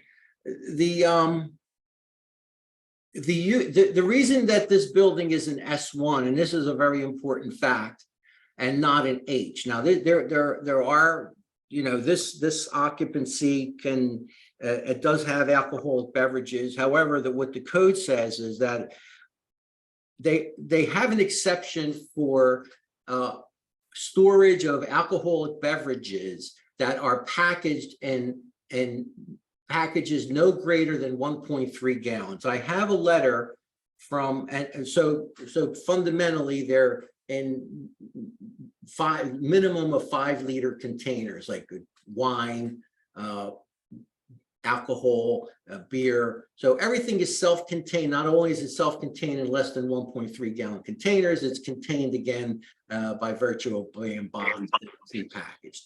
As opposed to a bulk storage would have an open vat of beer or alcohol, and that separates and that would have had to been like an H or high hazard use. This is more of a contained use, and I could give you the chapter and verse for that, but I think Jace agrees with me that that is a true statement. You mean F occupancy, not a H, right? This letter here, because I personally, because I am a little bit of a hypochondriac or pessimist, I confirmed personally with the LCB that this was in fact the case, because what I had mentioned is, I think this was my question. Please confirm that the maximum size container of alcohol beverage package is a maximum of 1.2 gallons, 5 liters.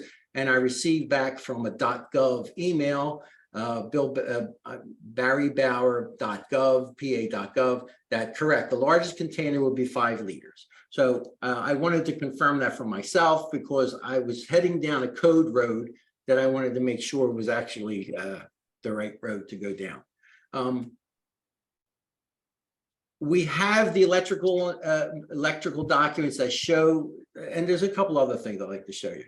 We've taken a couple different other precautions. The first precaution is as required by the code.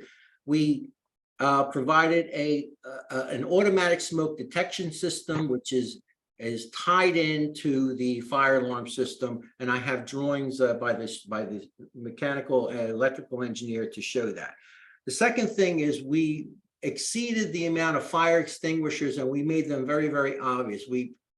This is my extinguisher plan. We have a fire extinguisher maximum location. Now, this is the type of, on every column, what we're requiring is this column to be painted in this fashion with a fire extinguisher, and up against the wall, it would have to be itemized so that a fire extinguisher cabinet is obvious. And the plan of that, the fire extinguishers are located, they're required to be located every 75 feet. We put them every 50 feet. So these columns designated here, there's a fire extinguisher, and we have fire extinguishers against the wall. We have more than required means of egress out of the building. We have clear paths of egress outside the building. We added one additional egress more than necessary. And I have other exhibits depending on what, how we want to. I apologize for not having the photograph, but I wanted to show one other photograph. If you bear with me for 1 second, I think I can find it. It won't take me a bit of a second. Of course, it's not going to be. There it is. This is the exterior of the building. I felt that was a very important exhibit to show. This has just been paved, so the fire lane has not been shown, so I apologize for that, but this is a repave or a patch pave.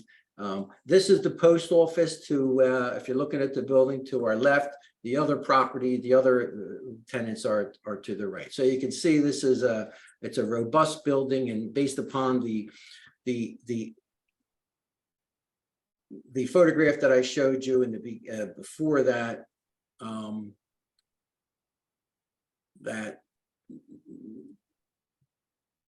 you can almost see the firewalls popping up through the building. So the masonry walls do go up through the building. So it's truly a firewall, and that's what I have so far. If there's any questions, I can. Or if Mark, and I think I think Mark's tenant, from the representative from the LCB is here to say a few words. Go ahead.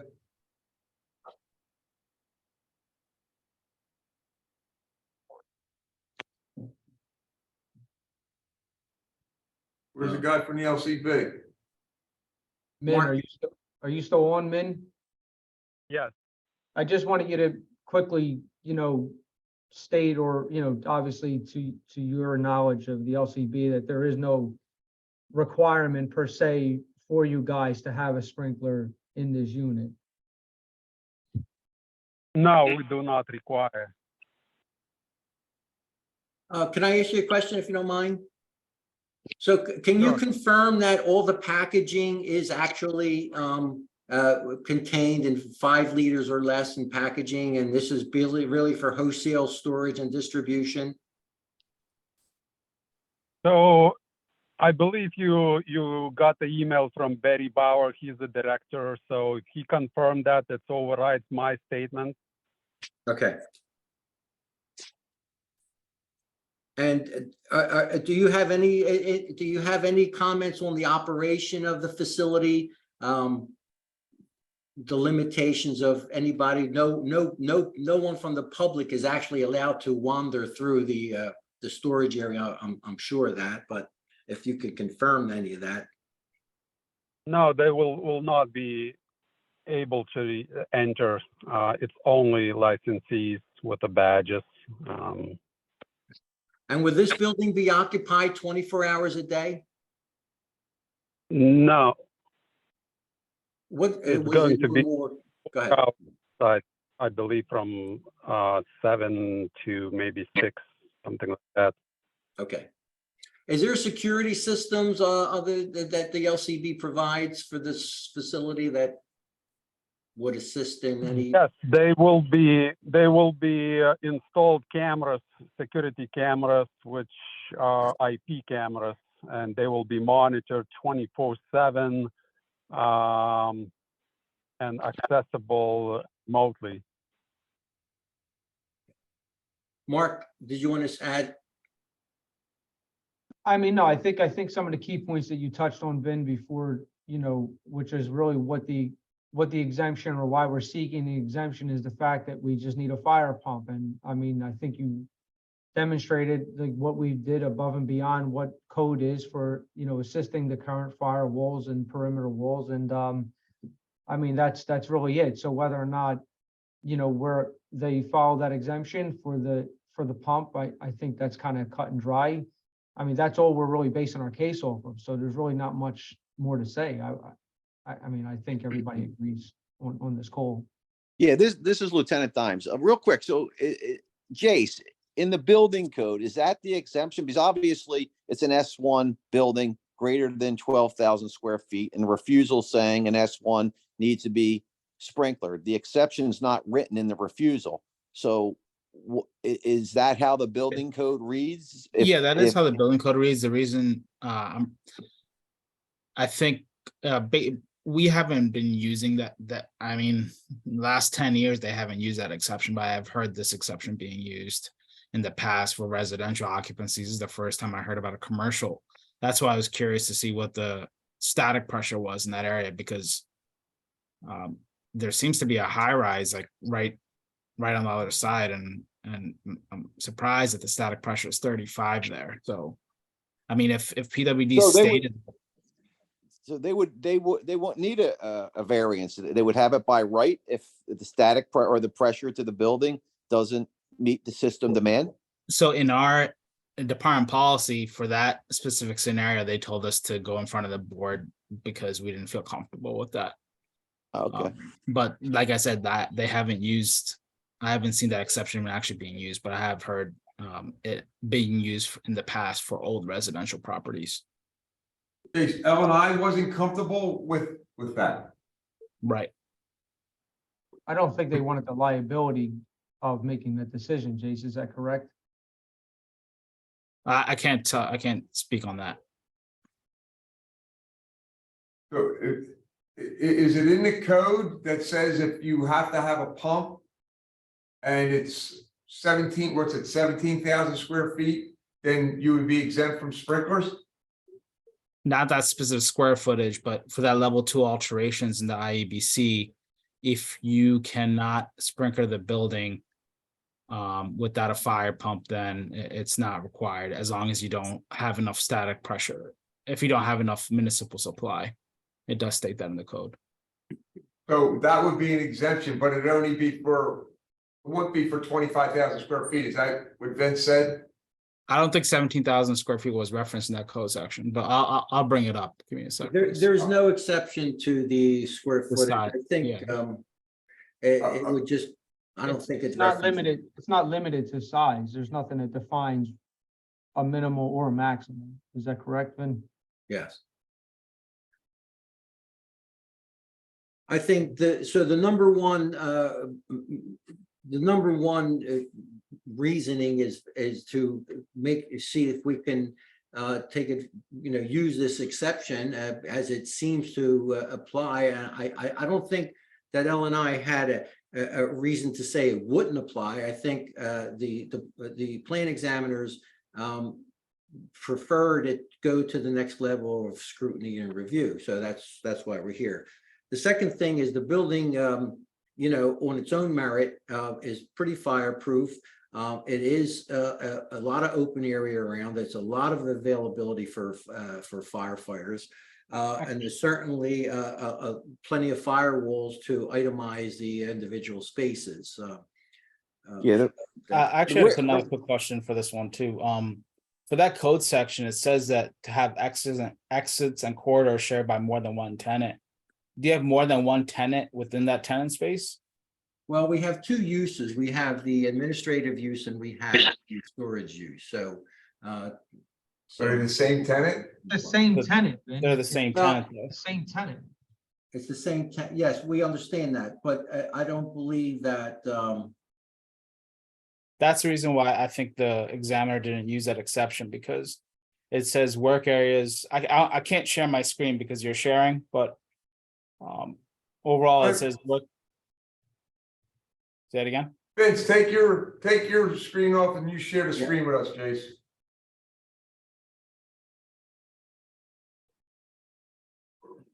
It says you cannot start. Okay. hold on.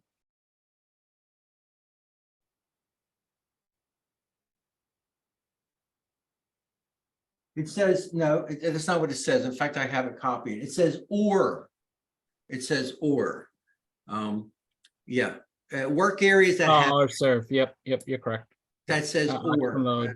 Wait, it says you said 25 occupants though, right? It's not greater than. Yeah, well, 30. if you start from the beginning, that S2 work area, start from S1 and S2 work areas that have exits or corridors shared by more than one tenant, or have exits or corridors serving an occupant load of greater than 30.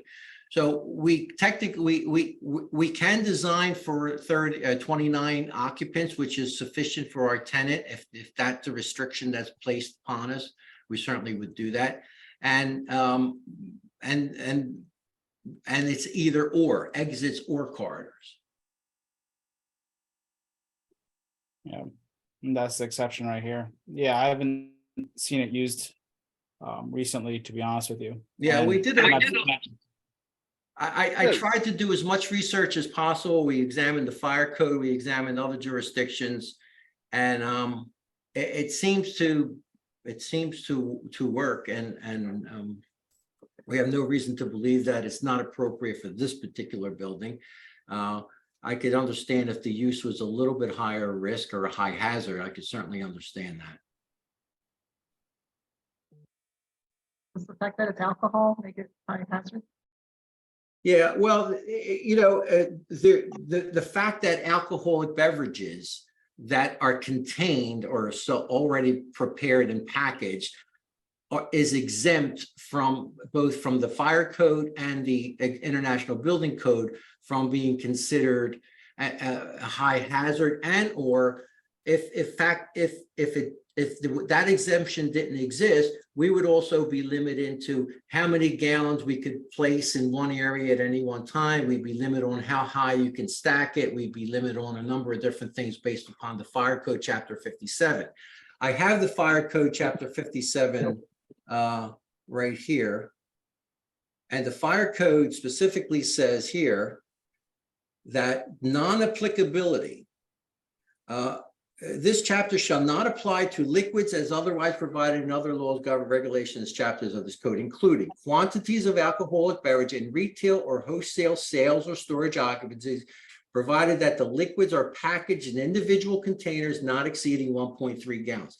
That exempts us from a number of different fire code items. And that also puts us, where we are.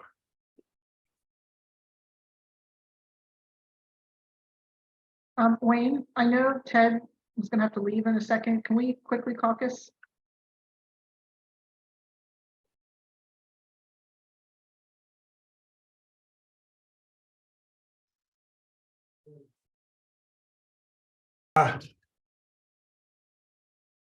Okay, our discussion led us to believe is that they do have the ability to have the exemption. Am I right, Jace?